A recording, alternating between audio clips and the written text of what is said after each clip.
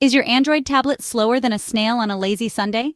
Here's how to speed things up. First, clear your cache. Go to Settings, Apps, pick an app, Storage, then Clear Cache. Easy. Next, uninstall those unused apps. Settings, Apps, choose the app, uninstall, lighten the load, disable background processes, Settings, Apps, Battery, Background Activity, and Restrict. Save those resources. Update your software and apps. For software, go to Settings, System, About Tablet, System Update. For apps, hit up the Google Play Store. Restart your tablet. Long press the power button and select Restart. Refresh it. Optimize storage. Move large files to the cloud, empty your trash, and use storage analysis tools. Reduce animations.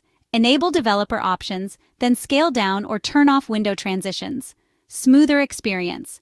Check for malware with a reputable antivirus app. A clean tablet is a fast tablet. Check network congestion. Ensure a strong Wi-Fi connection or switch networks.